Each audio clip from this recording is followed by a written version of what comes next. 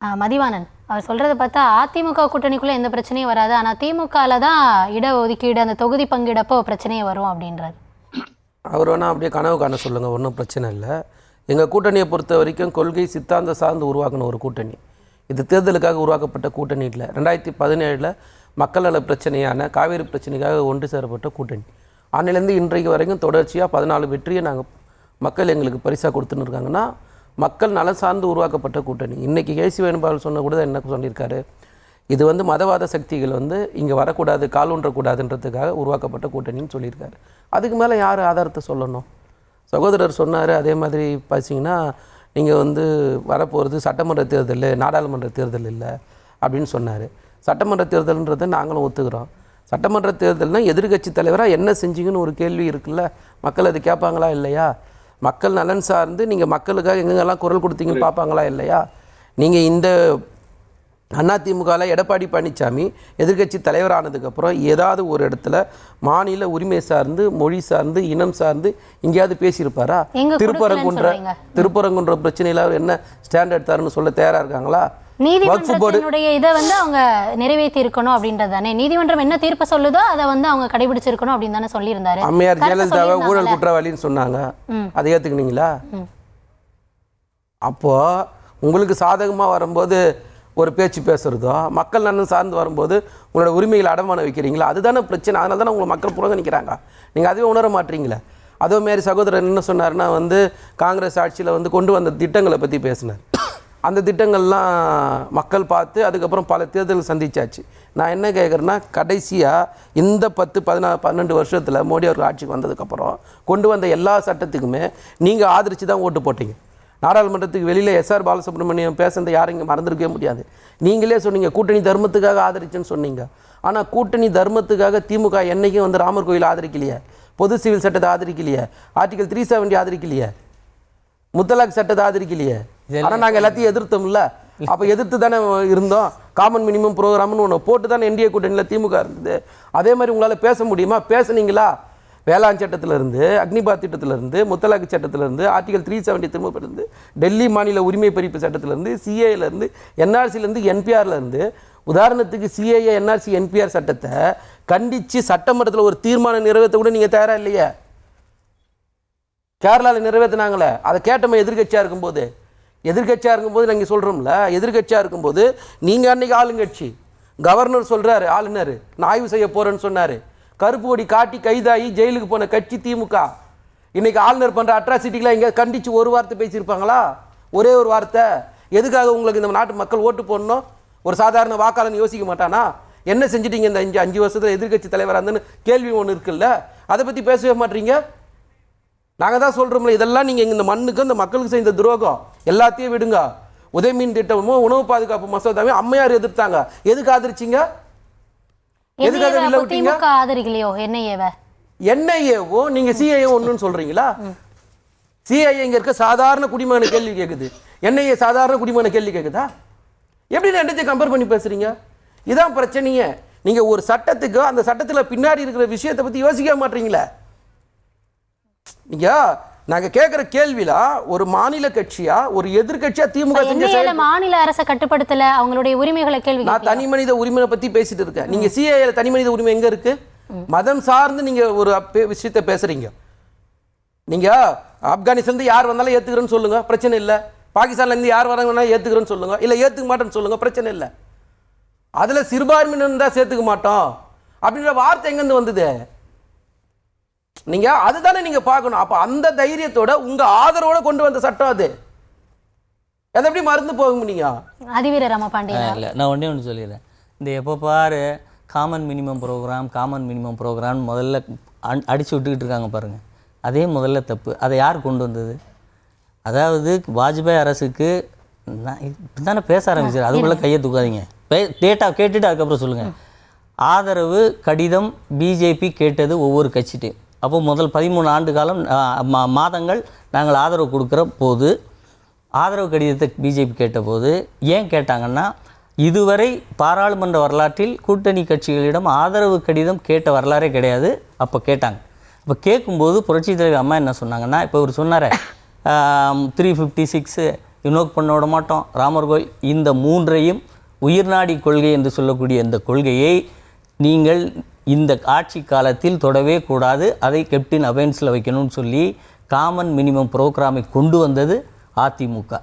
அதற்கு பிறகு நாங்கள் அந்த ஆட்சியை கவிழ்த்த பிறகு அதில் ஏறி சவாரி செய்து தான் திமுகவை ஒழிய காமன் மினிமம் ப்ரோக்ராம் இவங்க கொண்டு வந்துன்னு சொல்றது அப்பட்டமான பொய். கரசேவைக்கு நான் அனுப்புவேன் அப்படின்னு சொன்னதும் அதுவும் அதிமுக. அதுதான் இன்னைக்கு நைட் இல்ல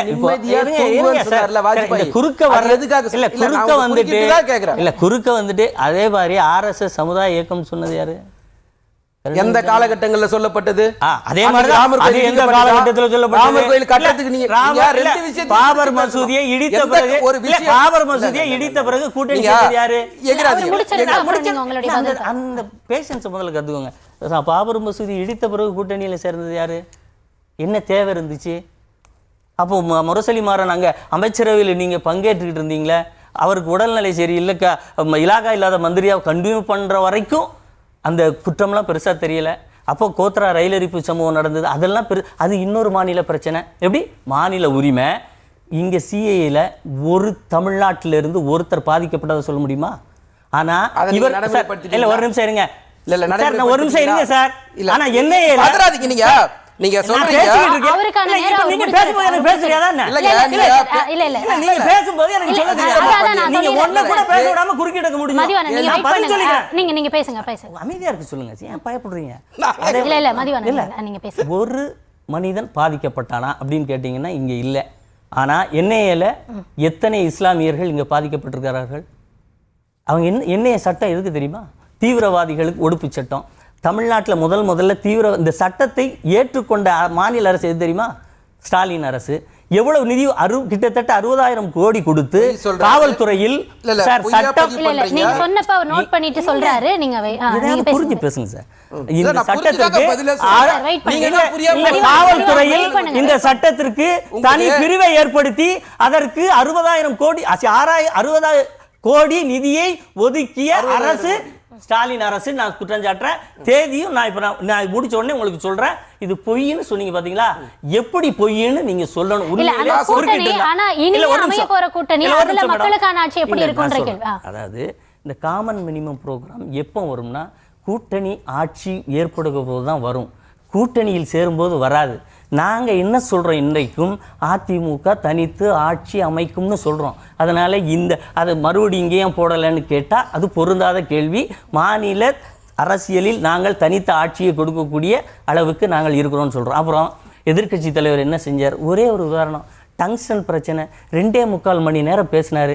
என்ன பேசினாருன்னு ஆடியோ கேட்டால் 2 நிமிஷம் ஆடியோவை கொடுத்துட்டு பயந்து ஓடிய போது தெரியலையா யார் எதிர்க்கட்சியாக செயல்படுறான்னு. அடுத்து கள்ளச்சாராயம் பிடித்து எத்தனை பேர் இறந்தார்களே, உண்ணாவிரதம் இருந்தாங்க. நீங்கள் என்ன செஞ்சீங்க? முதல்ல மரக்காணத்தில் இறந்தபோது வாரத்துக்கு ஒரு முறை ரிவ்யூ மீட்டிங். இந்த மாதிரிலாம் ஒரு சாவு நடக்காது. அதுலேருந்து ஒரு வருஷம் கழித்து 68 பேர் இறந்தாங்க. போராடணும், மக்கள்கிட்ட கொண்டு போய் சொன்னால் நாங்கள் போய் சொல்லலைன்னா 68 என்பது இன்னும் எத்தனை 100க்கு போயிருக்குன்னு தெரியாது. எதிர்க்கட்சி தலைவர் போய் இல்லை இது சாராய மரணம்னு சொன்னார். ஆனால் நீங்கள் என்ன சொன்னீங்க? உங்களுடைய கட்சி எம்எல்ஏ, உங்களுடைய மாவட்ட செயலாளர், டிஎஸ்பி எல்லாம் இது சாராய மரணமே கிடையாது, இது சாதாரண மரணம், சாவுக்கு வந்தவங்களாம் குடிச்சு செத்து போனான். இதுக்கு பேர் ஒரு ஆட்சி.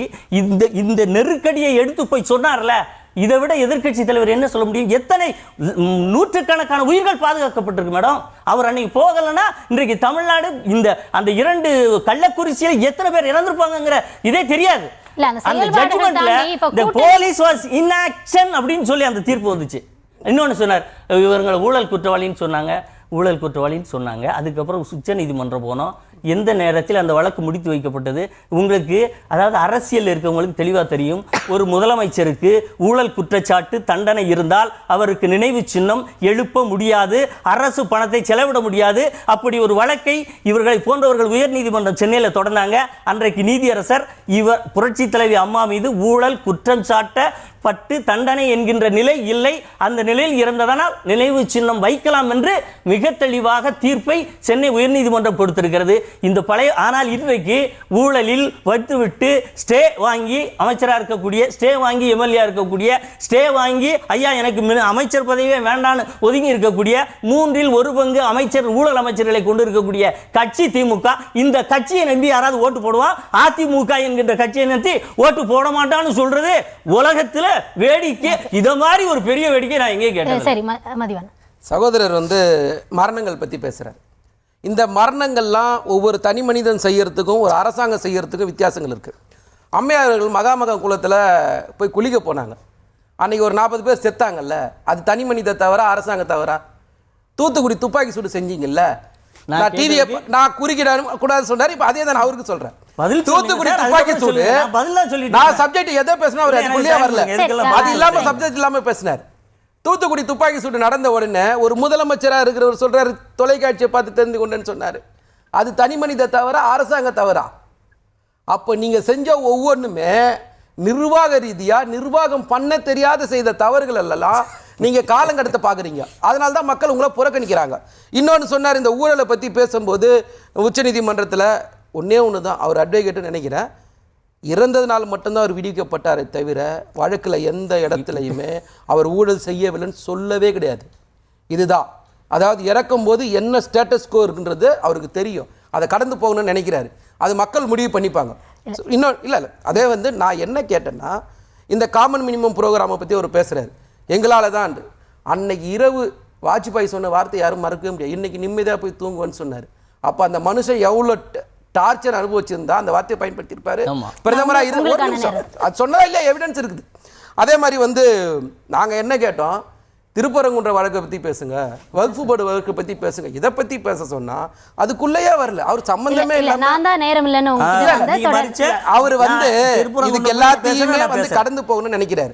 அப்புறம் கூட்டணியாக பலம் இனி வரக்கூடிய எப்படி இருக்கும் உலகத்துல ஊழல் குற்றச்சாட்டுக்காக தண்டிக்கப்பட்ட கட்சியோடைய பொதுச் செயலாளர் யாருன்னா அம்மையார் தான். அதற்கப்புறமும் 4 வருஷம் பர்பன் அகரகார சிறையில ஊதுபத்தி உருட்டுனா அவங்க சின்னம்மா தான் தொடர்பான இது தொடர்ந்து பேசலாம். நான் சொல்றேன், நான் விவாதம் பேசுறேன்னு நினைக்கிறேன். அந்த விவாதத்துல நீங்க சொல்ற குற்றச்சாட்டு நான் பதில் சொல்றேன். உலகத்துல கட்சியோடைய பொதுச் செயலாளர், கட்சியோடைய தலைவர்